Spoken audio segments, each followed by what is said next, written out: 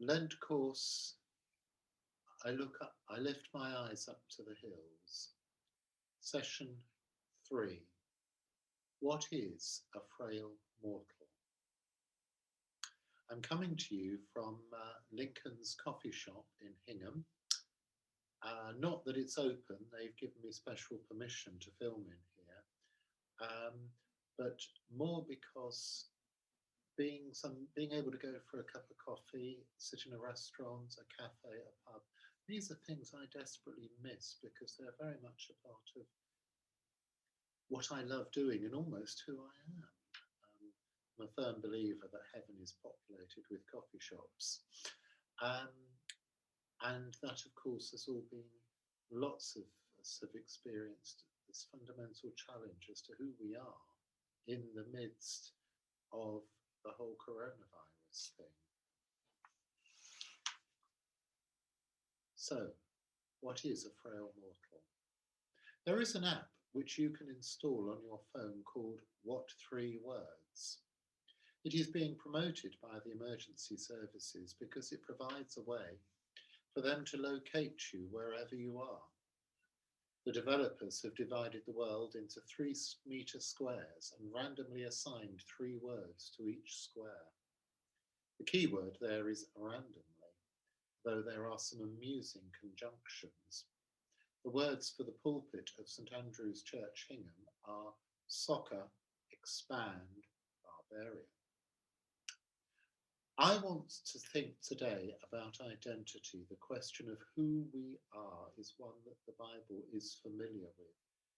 The title of this video, What is a Frail Mortal?, comes from a modern translation of Psalm 8.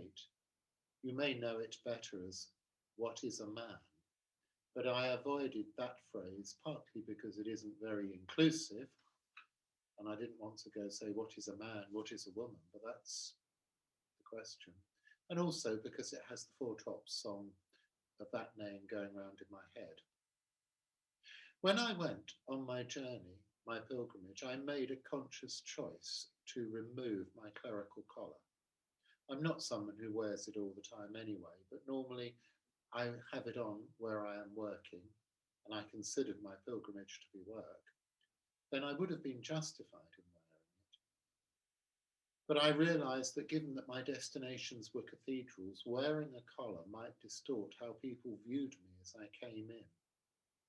The word that I wanted to inhabit on my journey was pilgrim, and in order to do so, I had to let go of the words priest or clergyman, with differing success. I did have a very difficult incident in Chelmsford Cathedral precisely because I hadn't sorted out that in my head. I was ordained in Chelmsford Cathedral in 1995 and it was the third one that I visited, so I was still trying on my role, so to speak, finding out how to be. I really enjoyed most of my visit there, but I then became embroiled in a pastoral situation and I forgot that I wasn't wearing my collar. And I was reminded of that when I found out that not only my perspective on the pastoral situation, but also my very person was dismissed, actually by somebody who had nothing to do with the running of the cathedral. It was hurtful and it was humiliating, but it taught me a lesson. I had made a choice to inhabit a different identity, and I had to live by that choice. The good thing about not wearing a clerical collar was that at various points on trains and buses, in stations and cafes, and sometimes just on the street, I had chance encounters which were not affected by the collar, and so had an unfiltered nature about them. Some of them brought me face to face with people who were very different from me, and that in itself was very challenging. Hearing people in their own words is something we don't often get. All too often we get what people think they ought to be saying around us, rather than what they actually want to say. The people that I met along the way were probably as important to me as some of the artworks that I encountered. Some of the people were, in their own way, pieces of art themselves, crafted and fashioned by a mixture of artists, friends, family, strangers, events themselves.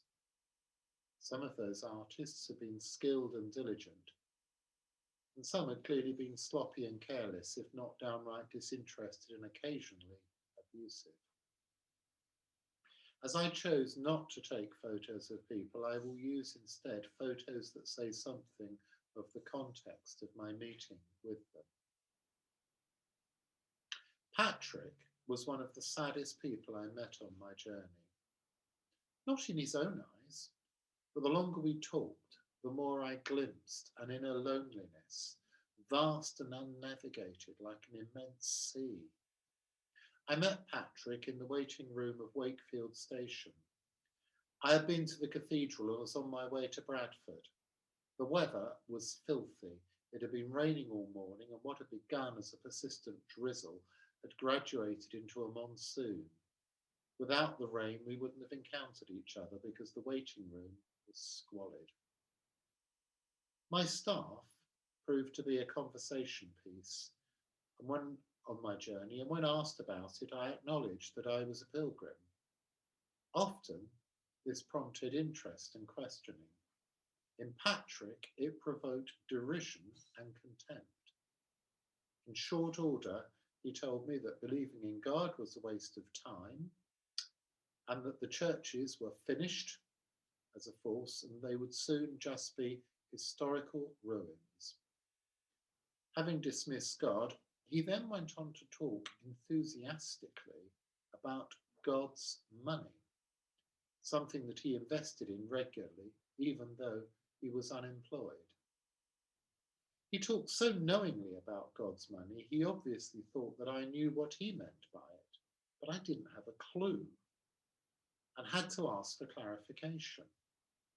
Silver and gold, I was told to my consternation. They never lose their value. When the final financial crash comes, I give it 2 years, only those who invested in these will have anything left. He spoke with the fervour of a convert.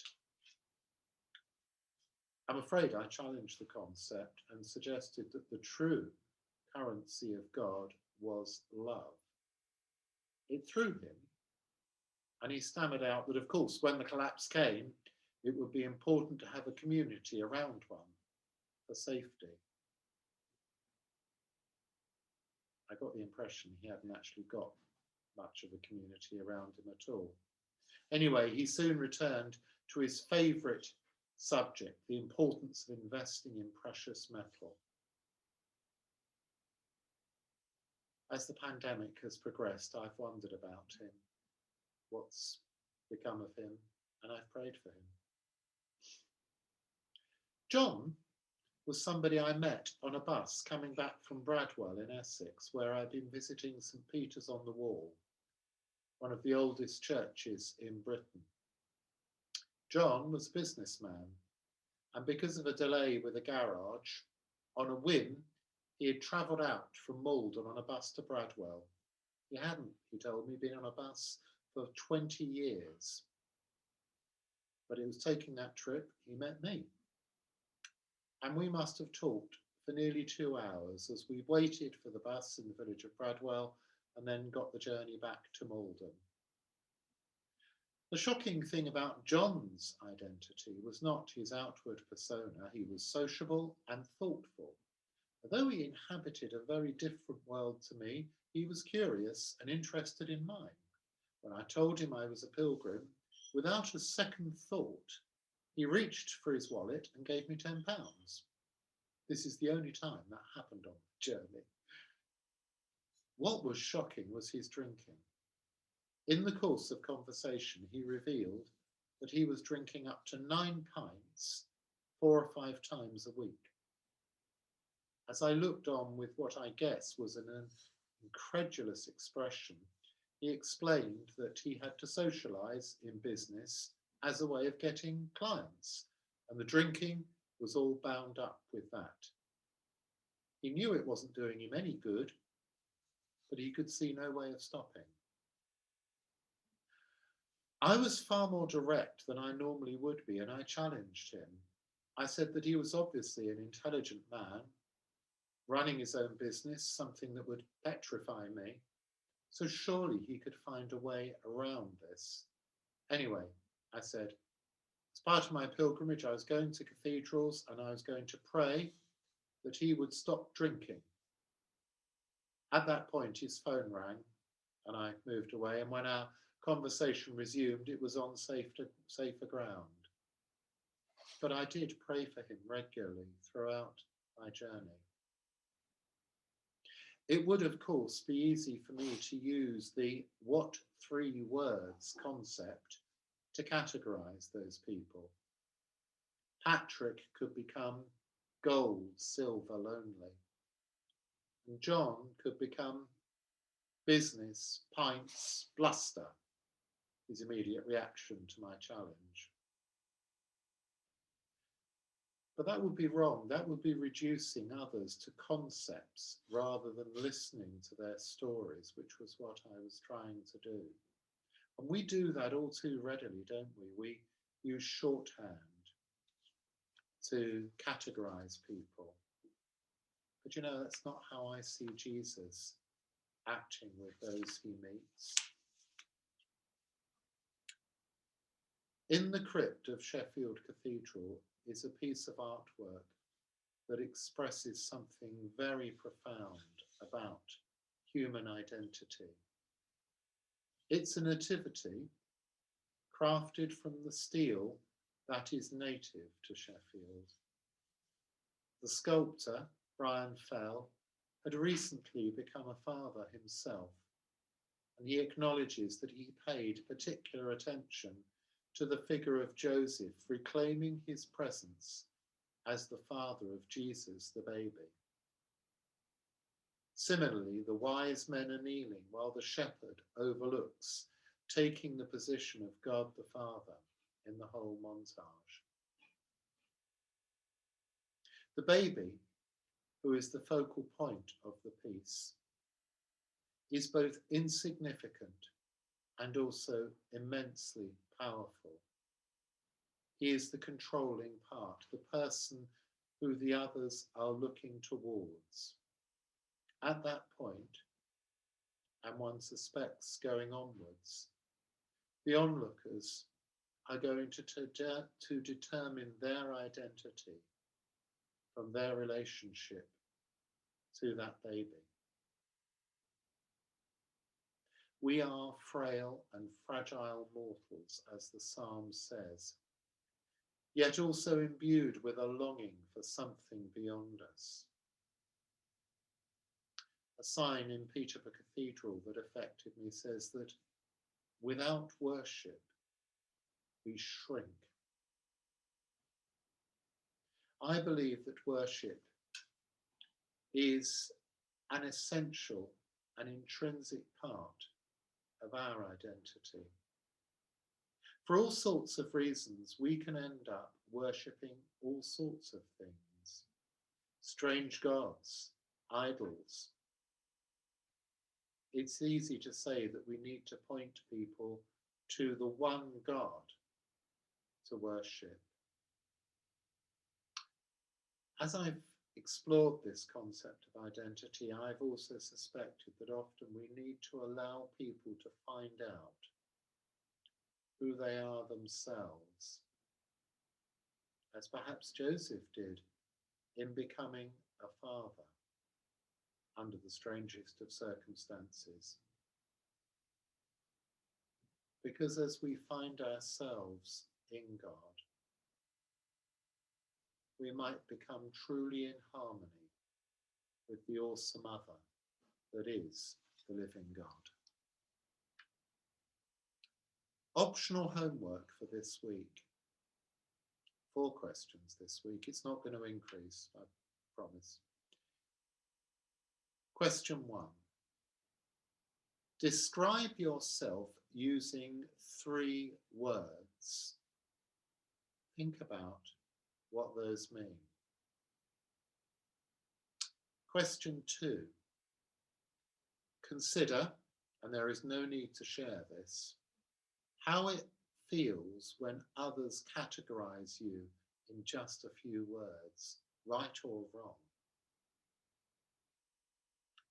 Question 3. Look again at this sculpture of the Holy Family. Which figure do you associate with, or is there another figure not yet present that would represent you? And question 4. Earlier I suggested that the formation of a person is like the creation of a work of art. Does this connect with you? And if so, what sort of artwork are you? Thank you for listening to this. I'm sorry the lights changed. The sun's shining in the window very brightly now. I look forward to discussing this with you if you're able to come to the Zoom meeting or through submissions through emails. Thank you very much. Bye-bye.